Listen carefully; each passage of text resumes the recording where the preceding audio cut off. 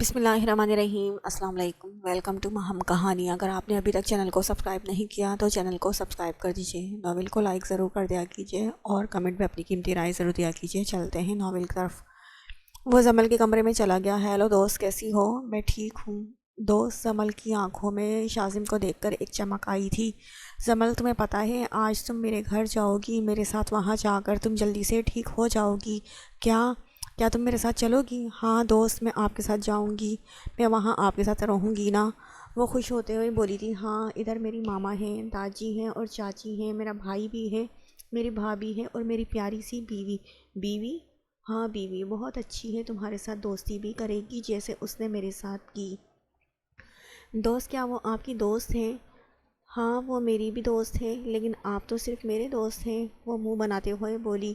ہاں ہاں ہاں، اوکے، میں صرف تمہارا دوست ہوں، اب خوش؟ ہاں چلو ریڈی ہو جاؤ، ہم چلتے ہیں۔ زمل جلدی سے اٹھ گئی۔ دوست، میں تو ریڈی ہوں۔ شازی اس کی بچکانہ حرکت دیکھ کر مسکرایا تھا اور زمل نے کتنی دیر اس کی مسکراہٹ دیکھی تھی۔ باسط؟ کیا باسط نے تم کو دھمکی دی ہے؟ ہاں حیدر، باسط نے۔ وہ ایسا نہیں کر سکتا، وہ تو ہمارا دوست تھا، وہ تمہیں مارنے کی دھمکی کیسے دے سکتا ہے؟ کیا پتہ تمہارا کوئی اور دشمن۔ نہیں حیدر، میرا کوئی بھی دشمن نہیں ہے۔ ابان، تم اپنا اور بھابھی کا خیال رکھنا۔ حیدر، ہم اپنے دوست کو ہمیشہ ہمیشہ کے لیے کھو چکے ہیں۔ کیا ابان اداسی سے بولا۔ میں باسط سے بات کروں گا، حیدر نے دوبارہ امید دلائی۔ نہیں، کوئی فائدہ نہیں حیدر، وہ ہم سے بہت دور ہو چکا ہے۔ اگر اس نے میری بیوی کو کچھ کہا تو یقین کرو حیدر، میں بھول جاؤں گا کہ وہ میرا دوست تھا۔ ابان، کچھ نہیں ہوتا یار، ریلیکس ہو جاؤ، سب ٹھیک ہو جائے گا۔ تم زیادہ ہی پریشان ہو رہے ہو۔ شاید تم ٹھیک کہہ رہے ہو، ابان نے کہا۔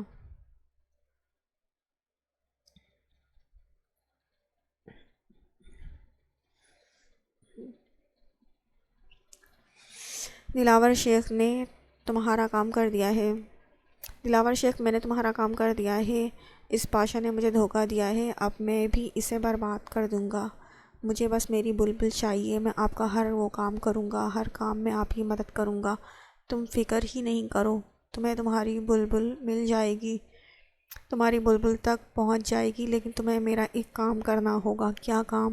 ابان شاہ پر گولی چلانی ہے اور نام پاشا کا لینا ہے۔ اچھا، آپ کا کام ہو جائے گا۔ کبیر وہاں سے بھاگ کر آیا تھا اور دلاور کے ہاتھ لگ گیا اور اسے سب بتایا تو دلاور شیخ کو اور ایک مہرہ مل گیا تھا ابان اور باسط کے درمیان درار ڈالنے کے لیے، جو وہ اپنی دشمنی میں استعمال کرنے والا تھا۔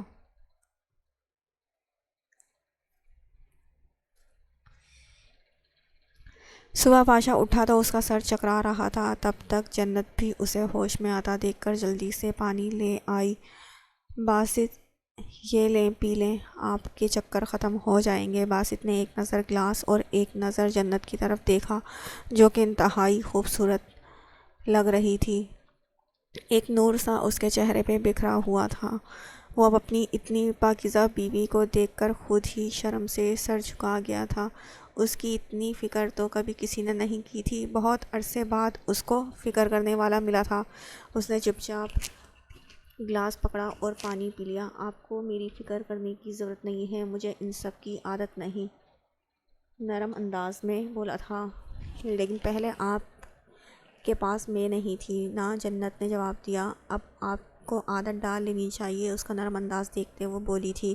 آپ یہ شراب چھوڑ کیوں نہیں دیتے؟ دیکھیں جنت، آپ اپنے کام سے کام رکھیں تو اچھا ہوگا۔ آپ کو میری فکر کرنے کی ضرورت نہیں ہے کہ میں شراب پیتا ہوں یا نہیں، میں کیا کرتا ہوں کیا نہیں، اس کی آپ کو فکر نہیں ہونی چاہیے۔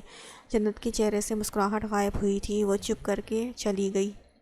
پاشا کو اس کی خاموشی دیکھ کر دکھ ہوا تھا، لیکن وہ اب بھی اسے کوئی امید نہیں دلا سکتا تھا جب تک وہ بدلہ نہ لے لیتا۔ اسے اپنی زندگی کا کوئی بھی بھروسہ نہیں تھا۔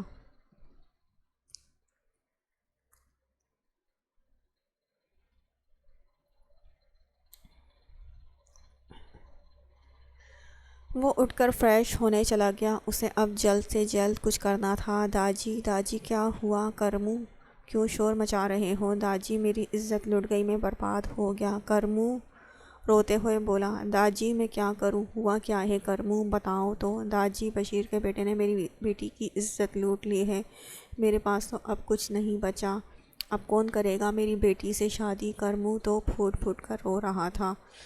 داجی غصے سے اٹھ کھڑے ہوئے، کیا بکواس کر رہے ہو کرمو، بشیر کا بیٹا ایسے کیسے کر سکتا ہے، ابھی کے ابھی پنچایت بلاؤ، وہاں ہی فیصلہ ہوگا۔ جی داجی، اب آپ ہی کچھ کر سکتے ہیں۔ داجی کی آنکھوں میں غصہ تھا۔ سکندر شاہ کو سب گاؤں میں داجی ہی کہتے تھے، سب ہی ان کی بہت عزت کرتے تھے اور ان کا حکم گاؤں میں چلتا تھا، کسی کی ہمت نہ ہوتی تھی ان کا حکم ٹال سکے۔ تھوڑی دیر بعد یہ پنچایت بیٹھی جس میں 3 سردار اور داجی سربراہی کرسی پر بیٹھے تھے۔ ہاں بشیر، کیا کہنا چاہتے ہو تم اپنی بیٹی کی صفائی میں؟ بشیر، جو بیچارہ غریب سا کسان تھا، وہ تو پریشان ہو گیا تھا، اور اس کا اوباش بیٹا، وہ کسی کی عزت لوٹ کر بے فکر کھڑا تھا۔ داجی، میں اپنے بیٹے کی طرف سے شرمندہ ہوں۔ بشیر نے سخت نظروں سے اپنے بیٹے کو دیکھا۔ سب سردار اور داجی آپس میں بات کرنے لگے۔ بشیر، تمہارے شرمندہ ہونے سے اس بچی کی عزت واپس تو نہیں لوٹ آئے گی، اب اس بچی کا کیا مستقبل ہوگا؟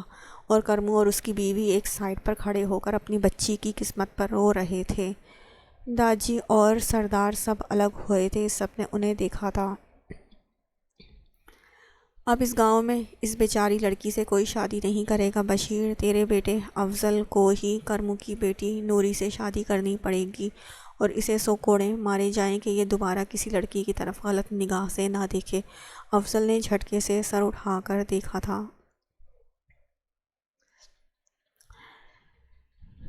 ابا، میں شادی نہیں کروں گا۔ بشیر نے خونخوار نظروں سے اسے دیکھا تھا۔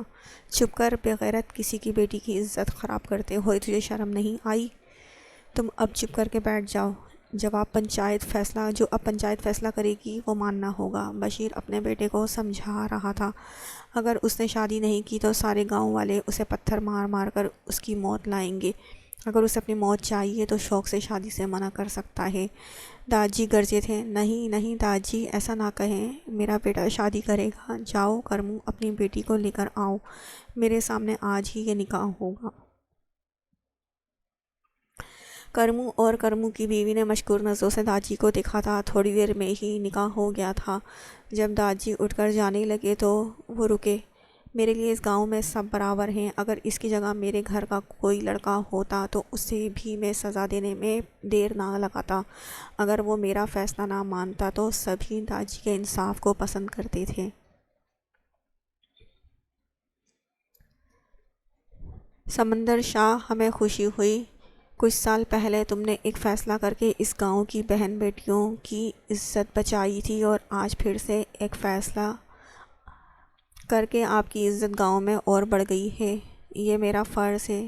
فیاض، ہم دوست ہیں، کبھی آؤ نا ہمارے گھر، کافی ٹائم سے تم آئے ہی نہیں۔ جب سے میں نے وہ فیصلہ کیا ہے میں سمجھتا ہوں جیسے تم مجھ سے ناراض ہو گئے ہو، تم میرے جگری دوست ہو۔ نہیں سکندر، ایسی بات نہیں ہے، میں آج بھی اس فیصلے پر قائم ہوں اور خوش ہوں کہ اس گاؤں میں تم جیسا سردار ہے۔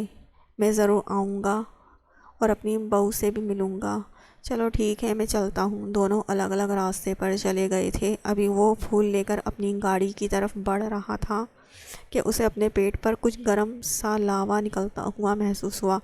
اس نے ہاتھ لگا کر دیکھا تو اپنا ہاتھ سامنے کیا تو خون سے بھرا ہاتھ اس کے سامنے آیا تھا اور دھڑم سے نیچے گرا تھا۔ اس کے ہاتھ سے سفید پھول چھوٹ کے نیچے گرے تھے جو خون میں لال ہو گئے تھے۔ ایک دم سے وفا کا دل گھبرایا تھا۔ یا اللہ، خیر بھائی ٹھیک ہوں؟ یہ کیسا خواب دیکھا ہے کہ ہر جگہ خون خون ہی نظر آ رہا ہے۔ یا اللہ، میرے بھائی اور سونو ٹھیک رہے۔ اس کے تو وہم و گمان میں بھی نہیں تھا، ابان شاہ کا خیال ہی نہیں آیا تھا۔ سب لوگ ابان کی طرف دوڑے تھے۔ ابان کی آنکھیں بند ہونے سے پہلے اپنی جان ہمسائی کا چہرہ آیا تھا، اور اس کے بعد اپنے دوست کی بیگانگی اور جان سے مارنے پر ایک آنکھ سے آنسو نکل کر داڑھی میں جذب ہوا تھا اور آنکھیں بند ہو گئی تھیں۔ آج تو ابان گارڈز بھی ساتھ لے کر نہیں آیا تھا، وہ اکیلا ہی وفا کے لیے پھول لینے نکلا تھا۔ گارڈز کو گھر واپس بھیج دیا تھا، جس کی وجہ سے آج اس کی جان خطرے میں تھی۔ نسیم میرا دل بہت گھبرا رہا ہے، ایسے جیسے کچھ برا ہونے والا ہے۔ ارے فرزانہ کچھ نہیں ہوتا، میں ابھی شاذم کو کال کرتی ہوں، وہ آ جاتا ہے۔ ہاں تم کرو، میرا دل کیوں برا ہو رہا ہے۔ ہیلو شاذم بیٹے۔ جی چاچی خیریت، آپ نے کال کی؟ ہاں بیٹا، تمہاری ماں بہت پریشان ہو رہی ہے، تم کہاں ہو؟ چاچی میں بس گھر آ رہا ہوں کچھ دیر میں، ماں کی طبیعت تو ٹھیک ہے نا؟ ہاں بیٹا سب ٹھیک ہے، چلو تم دھیان سے آؤ۔ ٹھیک ہے چچی، دیکھا سب ٹھیک ہے نا فرزانہ، تم پریشان نہ ہو۔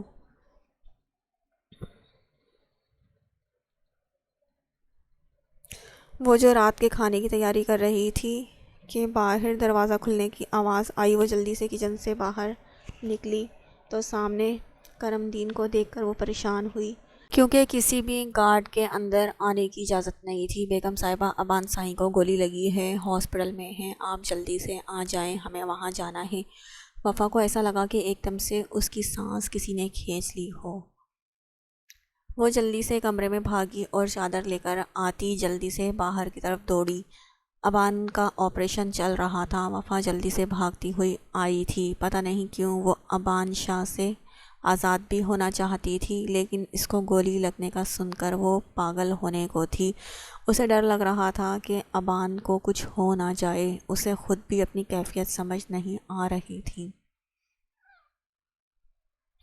شاذم جو ہاسپٹل سے نکلنے لگا تھا، اسے ابھی کال آئی تھی کہ ابان کو گولی لگی ہے۔ اس نے ڈاکٹروں سے بات کر کے زمل کو ہاسپٹل ہی رہنے دیا اور جلدی سے حویلی چلا گیا۔ اس نے کال پر چچی جان کو بتایا تھا کہ وہ حویلی جا کر آرام سے بتائے گا۔ اس نے کال پر چچی جان کو بھی نہیں بتایا تھا کہ وہ حویلی جا کر آرام سے بتائے گا، کیونکہ سب پریشان نہ ہوں۔ شاذم بیٹا تم آ گئے؟ اماں داجی ابان کو گولی لگی ہے، ہمیں جلدی شہر جانا ہے۔ کیا مطلب گولی لگی ہے؟ کہاں ہے میرا بیٹا؟ وہ ٹھیک تو ہے نا؟ فرزانہ بیگم تو گر گئی تھی، دیکھا نسیم، میں نے کہا تھا میرا دل گھبرا رہا ہے، کچھ برا ہونے والا ہے، دیکھو میرے بیٹے کو گولی لگ گئی۔ اماں سنبھالیں اپنے آپ کو، اماں ابان کو کچھ نہیں ہوگا، آپ فکر نہیں کریں، آپ فکر لے کے اپنی طبیعت نہ خراب کر لینا، جلدی چلیں، ہمیں ہاسپٹل جانا ہے، لمبا سفر ہے، وہاں جا کر ہی پتہ چلے گا کہ کیسی حالت ہے ابان کی۔ داجی نسیم فرزانہ بیگم سب ہاسپٹل کے لیے نکل گئے تھے۔ فرزانہ بیگم صورتیں پڑھ کے دعائیں مانگ رہی تھی ابان کی سلامتی کی۔ نسیم میرا دل گھبرا رہا ہے، میں کیا کروں، میرا بچہ نہ جانے کیسی حالت میں ہو، کچھ نہیں ہوگا بہو، ہمارے پوتے کو ایک مضبوط مرد ہے۔ شاذم کچھ معلوم ہوا ہے کس نے گولی ماری ہے؟ کیا کسی سے دشمنی تھی؟ پتہ نہیں داجی، یہ تو ابان بھائی کو ہی پتہ ہوگا، وہی بتا سکتے ہیں۔ وفا تو بس روئے جا رہی تھی، جیسا بھی تھا وہ اس کا شوہر تھا، وہ اس کی سلامتی کی دعائیں کر رہی تھی۔ ابان کے گھر والے بھی آ گئے تھے۔ وفا بیٹا، فرزانہ بیگم جلدی سے آگے گئی۔ آنٹی، وہ روتے ہوئے ان کے گلے لگ گئی تھی، کچھ نہیں ہوگا ہمارے بیٹے کو، حوصلہ کرو۔ سبھی آپریشن تھیٹر کے باہر پریشان بیٹھے تھے۔ وفا تو سب کو دیکھ کر رو رہی تھی، یا اللہ، میں نے تو کبھی شاہ جی کا برا نہیں چاہا، پلیز اگر میری وجہ سے ایسا ہوا تو معاف کر دیں، انہیں ٹھیک کر دے۔ وہ اٹھ کر واش روم میں جانے لگی تو فرزانہ بیگم نے اس کا ہاتھ پکڑ لیا۔ کہاں جا رہی ہو بیٹا؟ آنٹی میں نماز پڑھنے کے لیے وضو کرنے جا رہی ہوں، شاہ جی کے لیے دعا کروں گی، اللہ پاک انہیں ٹھیک کر دے۔ فرزانہ بیگم نے پیار بھری نظروں سے اسے دیکھا تھا۔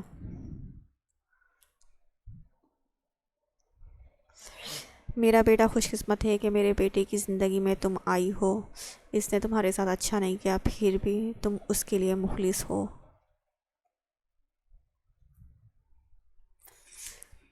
آنٹی وہ میرے شوہر ہیں، میں کیوں دعا نہیں مانگوں گی، میں ان سے ناراض ضرور ہوں، لیکن انہیں میں نے کبھی بد دعا نہیں دی، نہ دے سکتی ہوں۔ اور یہ کہہ کر وہ چلی گئی تھی۔ تھوڑی دیر بعد ڈاکٹر باہر آیا تو شاذم جلدی سے آگے بڑھا، ڈاکٹر بھائی کیسا ہے میرا؟ اس کی جلد بازی دیکھ کر ڈاکٹر مسکرایا تھا۔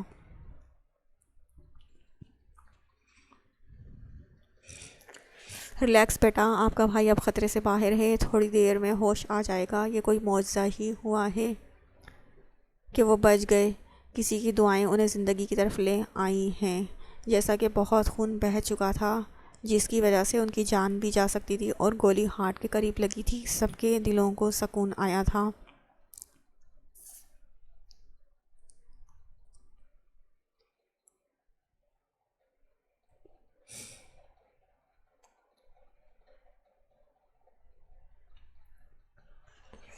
سکینہ بیگم اب زیادہ عمر سے بات نہیں کرتی، نہ ہی سونیا سے۔ ان کا رویہ بھی سونیا سے کچھ اچھا نہیں تھا۔ وہ اب اس پر غصہ بھی کرتی تھی۔ شاید اس کی ماں بننے کی خبر سن کر انہیں خوشی نہیں ہوئی تھی۔ سونیا بھی سکینہ بیگم کا خیال رکھ رہی تھی۔ وہ چپ کر کے کھا پی کر کمرے میں چلی جاتی۔ سونیا تم ٹھیک ہو نا؟ عمر جو کام سے واپس آیا تھا سونیا کو الٹیاں کرتے دیکھ کر جلدی سے اس کے پاس آیا۔ ہاں عمر میں ٹھیک ہوں، بس تھوڑا آرام کروں گی تو کچھ بہتر محسوس ہوگا۔ ابھی وہ باتیں کر رہے تھے کہ اسے کال آئی۔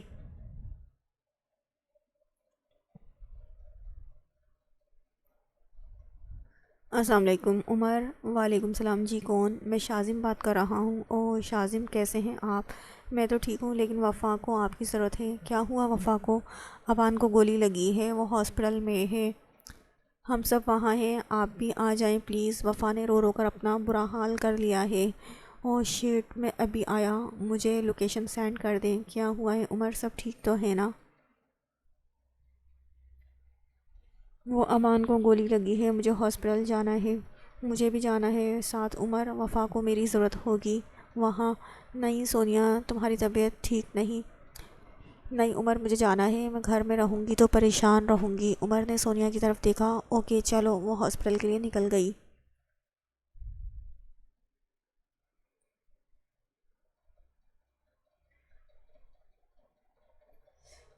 شاذم، تم نے اچھا نہیں کیا حیدر۔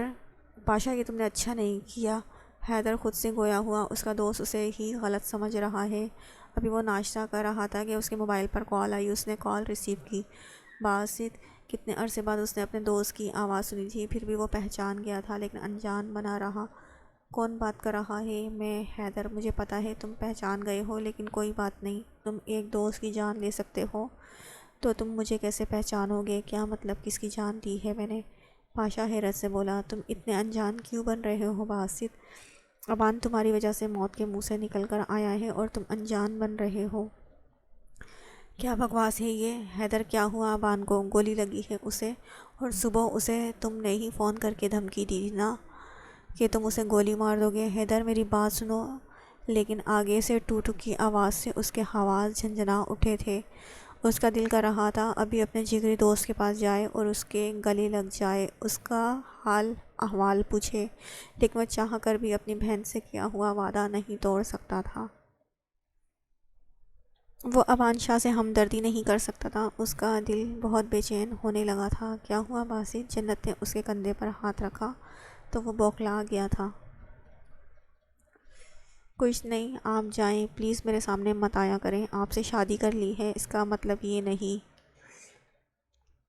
کہ اب آپ میرے معاملات میں دخل اندازی کریں۔ اور جنت تو باسط کے الفاظ سن کر ساخت ہو گئی تھی کہ وہ تو بس پوچھ رہی تھی، لیکن باسط نے تو اس کو اس کی اوقات ہی یاد دلا دی تھی۔ اس کی ہلکی گرین آنکھوں میں آنسو آئے تھے۔ وہ بھاگتے ہوئے کمرے میں جا کر دروازہ بند کر کے بیڈ پر لیٹتی سسکیاں لے کر رونے لگی تھی۔ کیوں اللہ جی، کیوں مجھے ان سے محبت ہوئی؟ اگر وہ کسی اور کو چاہتے تھے تو کیوں میری زندگی میں انہیں شامل کیا؟ کیوں کیوں؟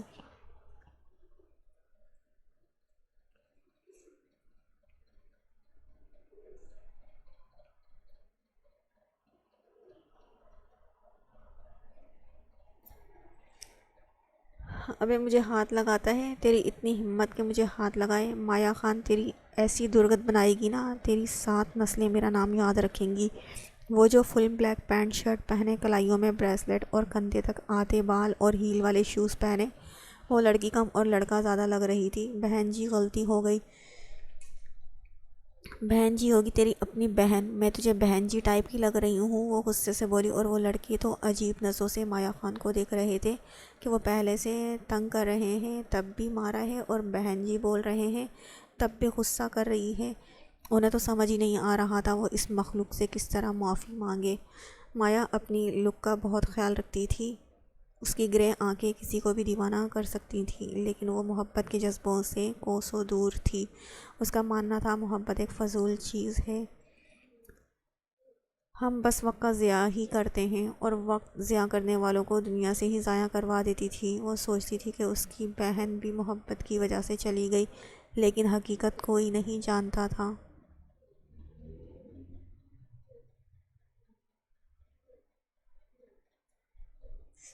جب سے ابان کو ہوش آیا تھا وہ مسلسل دروازے کی طرف دیکھ رہا تھا۔ وہ تو اپنی جان ہمسائی کا انتظار کر رہا تھا اور وہ تھی کہ اسے انتظار کی سولی پر لٹکا رہی تھی۔ سب اس کی بے چینی سمجھ رہے تھے، لیکن وفا باہر بیٹھی وہ اس کا سامنا کرنے سے ہچکچا رہی تھی۔ وفا نے سر اٹھا کر دیکھا تو سامنے عمر تھا۔ بھائی آپ؟ وہ حیرانگی سے بولی۔ ہاں گڑیا، ہمیں شاذم نے بتایا تو ہم آ گئے۔ ابان کیسا ہے اور تم باہر کیوں بیٹھی ہو؟ بھائی میں وہ بس سر جھکائے بولی۔ شاذم کمرے سے باہر نکلا۔ ارے عمر تم آ گئے اور اندر آؤ۔ عمر ایک نظر وفا کی طرف دیکھ کر اندر چلا گیا۔ سونیا وفا کے پاس بیٹھ گئی۔ وفا کیا بات ہے؟ سونیا میرا دل بہت گھبرا رہا ہے، اس نے بے چینی سے کہا۔ اس کی بے چینی دیکھ کر سونو کے ہونٹوں پر مسکراہٹ آئی۔ سونو یار تم ہنس رہی ہو؟ یار میں اس لیے ہنس رہی ہوں کہ تمہارے دل میں جذبات ہیں تمہارے اپنے شوہر کے لیے، لیکن تم دور بھاگ رہی ہو۔ نہیں سونو ایسی بات نہیں، وہ نظریں چراتے ہوئے بولی تھی۔ تو پھر اندر کیوں نہیں جا رہی ہو؟ وہ مجھ میں ہمت نہیں کہ انہیں اس حالت میں دیکھ سکوں، یہی تو پیار کی نشانی ہے، سونیا شرارت سے بولی۔ سونو تم چپ کرو گی یا میں تمہیں عمر بھائی کے ساتھ گھر بھیج دوں؟ ارے یار میں نے تو ویسے بھی چلے جانا ہے۔ اچھا وفا میری بات کو بہت غور سے سنو، وہ تمہارا شوہر ہے، میں نے ان کی آنکھوں میں تمہارے لیے عشق دیکھا ہے، پلیز انہیں سمجھنے کی کوشش کرو اور ان کا خیال رکھنا ہے۔ ایک عزت اور محرم رشتے میں بہت طاقت ہوتی ہے، دیکھنا تم خود ان سے پیار کرنے لگو گی۔ وفا اس کی باتیں سن کر معصومیت سے سر ہلا رہی تھی۔ اتنے میں سب لوگ کمرے سے باہر آئے۔ فرزانہ بیگم نے وفا کو کہا، بیٹا ابان تم کو اندر بلا رہا ہے، آپ جائیں اندر۔ وہ گھبرا کر فرزانہ بیگم کو دیکھنے لگی۔ فرزانہ بیگم کو اپنی یہ شرمائی سی بہو بہت پسند تھی۔ جی آنٹی میں جاتی ہوں، اٹھ کر ڈرتے ڈرتے اندر گئی۔ ابان تو آنکھیں موندے لیٹا ہوا تھا، لیکن اسے آہٹ سے پتہ چل گیا تھا کہ کون ہے۔ جانم سائیں، ابان نے خمار آلود لہجے میں کہا۔ وفا کا دل مانو کان میں بجنے لگا تھا۔ ابان نے آہستہ آہستہ آنکھیں کھولی تو سامنے اپنی جان کو دیکھ کر مسکرایا۔ میں کب سے انتظار کر رہا تھا، لیکن لگتا ہے میرے مرنے کا انتظار کر رہی تھی۔ وہ چپ کر کے باتیں سن رہی تھی کہ اس کے مرنے کی بات سن کر تڑپ کر آگے آئی۔ نہیں شاہ جی مرے آپ کے دشمن، اللہ نہ کرے آپ کو کچھ ہو۔ ابان نے مسکرا کر دیکھا۔ میری جانم سائیں کو میری پرواہ ہے؟ وفا نے ہاں میں سر ہلایا تھا۔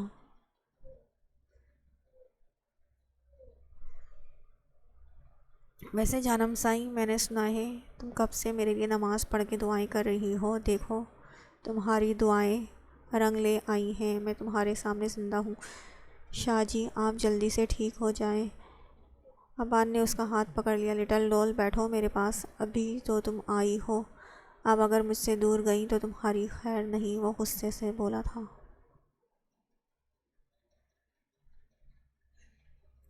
ابھی تو اس نے جی بھر کے دیکھا بھی نہیں تھا اور وفا جانے کے لیے پر تول رہی تھی۔ وہ مرنے کے قریب تھا، پھر بھی اسے اپنی جانم سائیں سے بچھڑنے کا دکھ تھا۔